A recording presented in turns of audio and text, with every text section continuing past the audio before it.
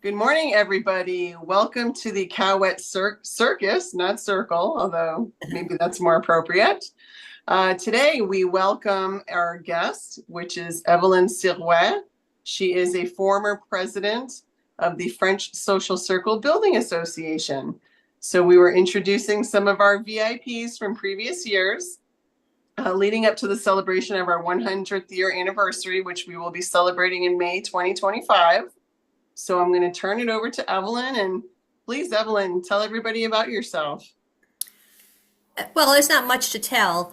I went by your notes that you sent me. I started out at the French Social Circle Credit Union in 1987, and that introduced me, that made me realize that there were so many other Franco-American organizations just in the state of Connecticut. There were 50 at the time, which a lot of people did not realize. That was Saint Jean-Baptiste, the French model in New Britain. And there's one building in New Britain that had 4 different clubs in it. Then there was some in Bridgeport, Bristol, of course. But it just made me want to find out more. So then I became a member of the French Social Circle, and just went on from there. Then brought in my friends, that also were not aware. Everybody knew about the French Club, but we just didn't know how we could tie it into other organizations. Yeah, that's amazing. I never knew that there were so many of them. 50 back in the late 80s, you're saying? That's right, yeah. I wonder what that number is today. I think they've dwindled down pretty significantly. It's probably under 10. Yeah, that's what I think too. But Yeah. when I remember Evelyn, the one thing, so when I moved from Canada in 1992, I started, my cousin, he was a member of the credit union. And at the time I was working for JMJ, and I would go every Friday, my paycheck. Yeah. I met Evelyn like that, and we became good friends, you know. That's 92, so 93, met Lynn. But yeah, so I got involved. I was asking a lot of questions to Evelyn about the club. And so it was interesting. After that, me and Lynn, we obviously became members and did all kind of stuff, though. Just and another history. And I've got to tell you that you as a couple that was what we were using as a goal when we were organizing all our events at the club, especially like the 25th anniversary. And when we finally bought the Hockenham, you guys were in that picture, was we wanted the multi-generational. We wanted to have something there for future generations. And if I remember right, Zoe, I still have that picture that Zoe's in your arms at the opening of the Hockenham in East Hartford. Exactly. Oh my goodness. Yeah. That's awesome. She's 27 now, so it just shows you. I know. Isn't that amazing? Yeah. It's amazing. Totally crazy. Didn't you have a little puppy or something at the time? That I don't remember. I remember a picture, and I think it was your dog. Yeah. Oh, me? Yes. Yeah. Yes, you. Yes. Yeah. Oh, yeah. Me. Yeah. Oh, yeah. That's Yeah. awesome. So what led you to take the leap from just becoming a member of the French Club to running for a board position? Well, at the time, like all the other clubs, the people who had been in the leadership positions had been there for a long time, and there just wasn't anybody that wanted to take on that responsibility. So not knowing how much of a responsibility it was, I said, sure, I'll help out. So, and that's when, I forget the years now, but that's when we sold the club on Park Street. And then we started looking around, and then we bought some land in South Windsor. And the thing that was ironic, which was in the narrative that I had done for the 75th anniversary booklet, was the club started in 1925. We had bought a church, an old church there on Park Street. I think it was 981 Park Street. And then as we met in the church, we slowly built the new building, and then we eventually tore down that church. When we sold the French Club building and moved out, the people that bought it turned it back into a church. Correct. Which was kind of ironic. Yeah. So as you know, we went through a lot of searching for different places. We were meeting at the Knights of Columbus in East Hartford for a long time. And then we really learned a lot about real estate, commercial and business real estate. when we were doing that search, because we were finding that it wasn't as easy as we thought. I mean, you just can't go up to a vacant building and find out who owns it and offer to buy it, because a lot of them had long-term leases that they wanted to keep that way. Either they didn't want the competition in the area, or it was a 20-year lease that they were obligated to pay the property tax and the rent. So it was cheaper for them to keep doing that than breaking their lease, because their lease break, in the contract was actually a bigger amount of money. Wow. Gotcha. Okay. So we learned out a lot. That, like, I think there was a Bonanza in East Hartford off of Silver Lane, and a couple other places that we had looked at where there was a lot of situations like that, or they just weren't zoned for what we wanted to do. And then eventually we did find a great building on Route 5. I think it was called the Imperial Diner. We put an offer on it, and then it burnt down the week after. No way. Yes. So we couldn't move in there. So then the search had to begin all over again. No kidding. I wasn't aware of that piece. Yeah. So we had, there was a whole big backstory on that. But it really taught a lot of us on the board, and everybody really put in a big effort towards finding us a new home at the time. And I believe Claude is the one that suggested the old Hockenham Diner.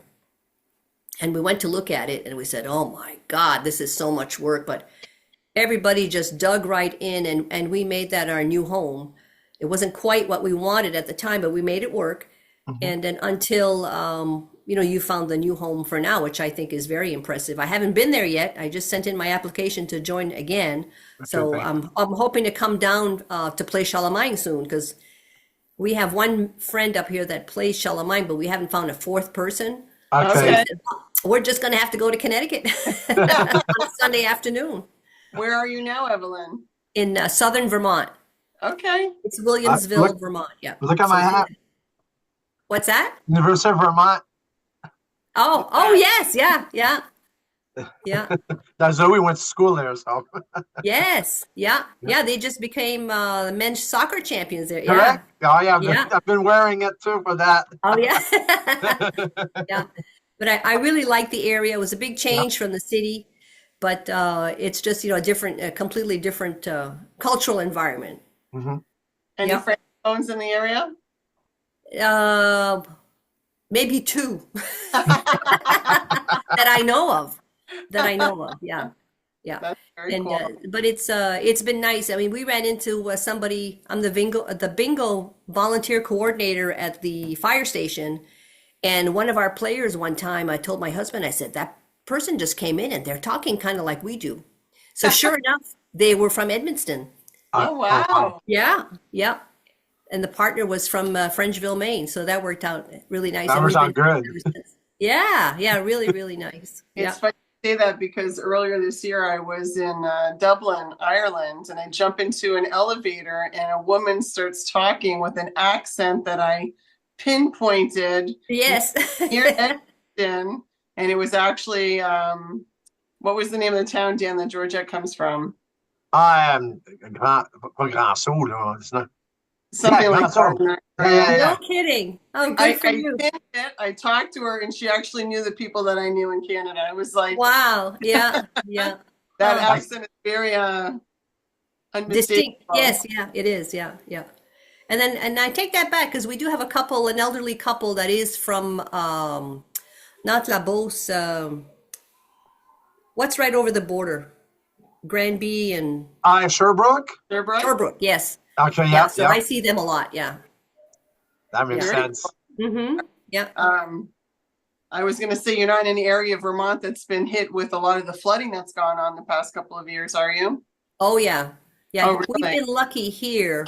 We did have a really bad mud season maybe a couple of years ago, but so far it's been okay for us in my general area, but there have been some horrendous flooding. We have some towns that, they just rebuilt their bridges and they got hit again. Wow. Yeah, so we got to start all over. Yeah. Yeah, Especially we were there like the week before it happened. Yeah. Family reunion, and my mother-in-law's side, they always do like a party every year, and we went to Vermont. And that was nice. after they got hit, so. Oh, geez. Yeah. Tough. Yeah. So you've probably already spoken to it, but what would you consider during your tenure and your volunteer time at the French Club or the Building Association, or what was your greatest accomplishment? Well, I think the fact that we were able to keep it going. There was one time that we were down to 80 members, and probably half of those were life members. Yeah. No And kidding. the fact that we kept that little fire going, and we brought some more people in. But I think that the nicest accomplishment was having that 75th year anniversary. Everybody on both boards worked so hard. We had people sewing, making the banners, and then of course we were involved in the parade. Yeah, Then, that's right. I remember that. yep. And then we had a great reception. I don't know what the name of the place is, but there was a spiral staircase that we all had Yeah. the pictures there, and everybody was a nice dress up affair. Yeah. And we all talked about it for many years. Oh, you got that I right. think that was the biggest thing, I think, because it brought a lot of people out of the woodwork that hadn't been active at the club, but were still members, but they got a chance to see each other. Yeah, That's we're hoping for the exact same thing to happen at the 100th year anniversary. Oh, wonderful. I hope to be there for sure. I think Yeah, that's we cool. would love That, we just talked to Roland Susi. You remember Roland, right? Yeah, of course. He was the president then. Exactly. Okay. Yeah. He was a president, and he was very involved in the 75th year anniversary. Yes. And he Yeah. was at Chez Joseph in Massachusetts. Oh, Chez Joseph. Oh, okay. Yeah. I Yeah. always remember because it was a great event, and we had Yeah. a blast. It was so much fun. Yes. So, Yeah. May 3rd, we're going to have a Joseph Vachon playing for. Oh, nice. Yeah, she's Oh, coming. good. We're very excited about Oh, that. yeah. She used to play at a lot of different and she still does. She A lot of does. different Oh, Franco yeah. events. I'm very excited about that. So Yeah. go ahead, Lynn. And before we open the meeting, Evelyn showed us her shirt that she dug out of the woodwork. Oh, that's somewhere. right. You see it? So every committee member got a shirt with their name on it. Oh my God, I can't believe you're still a guy. I know. I mean, it's a little yellow around the collar and stuff, but it was in storage. I just happened to take out my winter clothes and Christmas stuff, and there it was right on the bottom. That's awesome. Yeah. It was totally meant to be. That's right. That's right. Yeah. Yeah. But got we a really, nice- it's funny. Like Roland was one of the people that I brought in the club. Yeah. And it was one of those weird connections where I was trying to connect like Franco resources and things like that. And I had some books that somebody had written. Camille Soucy had written a book called the Bibliographie d'un Ploy. Okay, yeah. Yeah. That's funny. Yeah, so I looked up the book, and then I called up home, and Mom says, well, that was written by, a relative of ours, comme un petit cousin. And she said, I think his son lives in East Hartford. And sure enough, it was Roland. No way. Oh, really? Yes. Yeah. So I got a chance to meet him and his wife, and then we were talking about what to do, because we were going to try to reprint the book and then sell it, raise funds for like a scholarship. Okay, yeah. But then, from then on, he found out, about different things that were going on, and then he offered to help. And then eventually he became the president. And I think he was one of our great presidents because he was very involved. He was, bartending, singing, whatever, behind. And we just got things moving. Yeah. Different events. And it wasn't that anything was wrong with the previous years that we had been there, but we were trying to keep up with the changes, the times. Yeah. I remember a lot during those years where, we allowed smoking, and then the state of Connecticut banned smoking, but because we were a private club, we could still smoke. So That's right. then we would take it away, and then we would lose members. We would bring it back. We would lose That's members. right. That was a really hard thing to balance. Oh, it was very challenging. I mean, even down to the color of the walls in the new club. Yes. It's like, come on, let's just go with the majority and go for it. And some people hold grudges and some people don't. And some people are kidding and some people are serious. Yeah. Yeah. Right. But we just had to keep going. And that's what's nice, is that we were able to keep going, bring new people in, keep our old members, but more importantly, get everybody from different walks of life and different geographical areas to meet each other. Mm-hmm. Which is what the club had always been there for people. The one common denominator was that you were French and you had that, a couple of French background issues, but then you get to meet you get to find out customs about other people in their areas. You know, True. like a tarte au sucre and the pâté chinois. And pâté chinois is not even a French thing. They just named it after the town China in Maine. Les Québécois ils ont nommé ça. Oh, I didn't I know mean, that. whereas in English it's shepherd's pie. That's Yeah. yeah. Yeah, but les Québécois ils ont nommé ça when they came back from China from working in, I think it was in the woods or the mills. Okay. They said, oh, they have this weird thing over there, and they call it pâté chinois. That's where that name came from. Oh, I I never didn't knew know. that. There's a Yeah.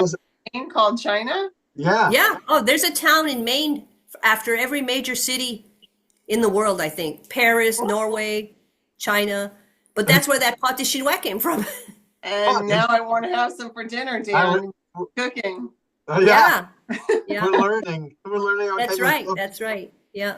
Yeah. But that was one of my main things. It really gave me a lot of pleasure, I think, is just learning Right. about these different customs and different things from all over. There was, like Janine's family was originally from Quebec, and she always talked about, and I have her father's interview on this, is when his family moved down to Hartford.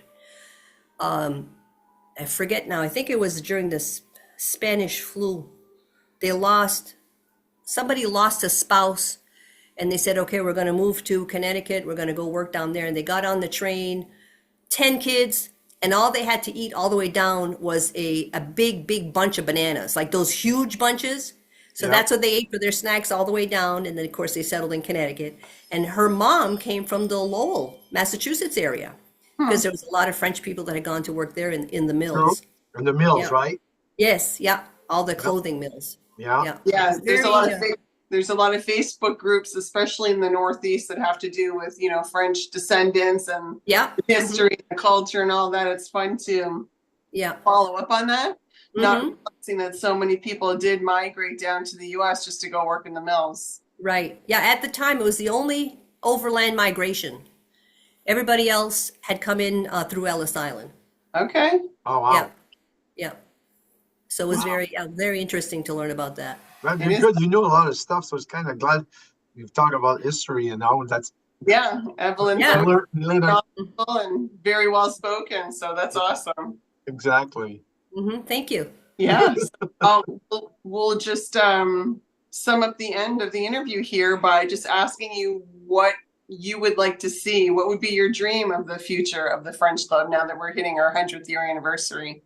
Well, I think it's a big accomplishment, a huge milestone that you've hit the 100 years, because a lot of clubs, as you know, have they've just fizzled out, and I want to see it continue, because one of the things that's happening in all cultural groups is that second and third generation, they don't keep the language, or they might have some food, cultural tidbits that they keep, but if they don't have a common area to meet and teach each other, and just keep that going, it's just going to fizzle out like everybody else.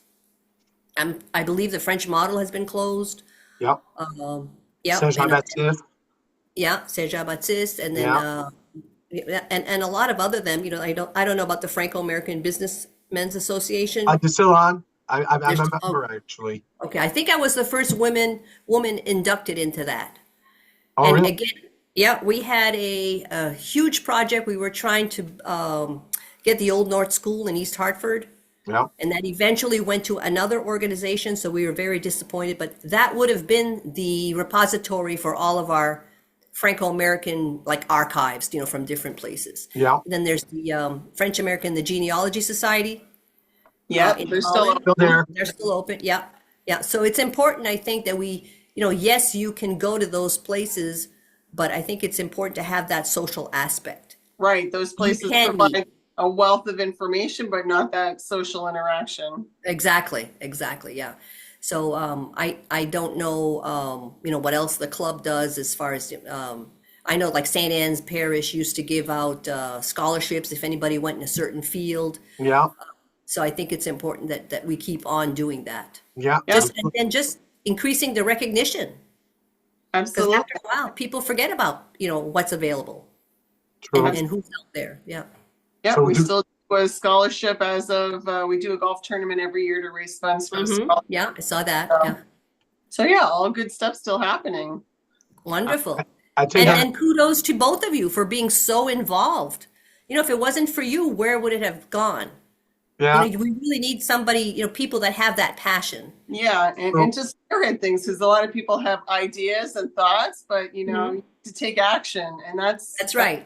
scary. Taking action can be scary because That's not right. the decision you make is going to be a great one. Yeah, But yeah. I'll be honest. During the time that the French Club closed in East Hartford, and Lynn and I were like away a little bit. We were very busy with Zoe and Max for our sports, but we're on the board anymore. But there's a lot of people got involved to find a new place. Actually, Lynn was involved in that, find a new place in Vernon. But there's a lot of, you know, how it is for them when we bought the place in East Hartford to now we bought the place in Vernon. It's a lot of work. We gutted the whole place in Vernon, so there's a lot of work involved. Volunteers, like you talked about, everybody, and a lot of help, you know. So we didn't do much there, but after that, when it was open, Lynn and I were able to get more involved and help the club. I still did our Montreal trip to raise money for the club, but I mean, so besides that, we were away a little bit. You do what you can when you can. So exactly, you know, now we're That's back. right. We've got more time to be able to give back. So that's what we're doing. That's wonderful. And that's what I tell people too. I mean, when you're in the child rearing years, you know, you're already so busy. You know, we bringing up the kids, getting involved with all their activities and stuff. So when you do have that time, it's important. Yeah. It's very important. So kudos to both of you. Thank you. Thank you, Ellen. But as you said, Dan, when you guys were left with only 80 members, you know, kudos to you for bridging that gap and getting us to where we are today. Oh, thank you. Thank you. Yeah. And I like your sign behind you, Bon Appetit. Oh. That's all. Yeah. You did a good job. Yeah, we're going to close down the interview now. Unless there's something else you want to add, Evelyn? No, let me look at my notes here. Let's see. I talked about the search for the building, then of course the one on the Park Street, and I'm very involved up here in different organizations. But they're, you know, like I have in the Rotary Sunrise Club, it's a breakfast, which we do a lot of community involvement. We have like a community gardens, and then we do a lot of fundraising and scholarships for different areas, different charities in town, in the area. And I'm really focusing all of my energies on a local level, which is Southern Vermont only. Yeah. And then I'm the volunteer coordinator at Newbrook Fire Station. So that's been kind of challenging too, because again, it's getting volunteers. Right. Yeah, it's hard to get people to commit, even though it might be like once every 6 weeks or whatever, but you really have to keep reaching out to people. Yeah. Well, we know Just how reinforcing. valuable you were for our club, so I can imagine they must be really thankful to have you in that area. Yeah, they are. They're very thankful, and I've met a lot of great people and made some wonderful friends, and I'm very thankful. That's Good. excellent. Yeah. Thank you so much. Take the time to be with us. And Well, thank you for thinking of me. You're very welcome. It was great catching up. Thank you, Evelyn. Yeah, brings great memories for sure. Yes. Yeah. Yeah. Thank you. So All right. and I'll Take care. take care. Yeah. Bye-bye.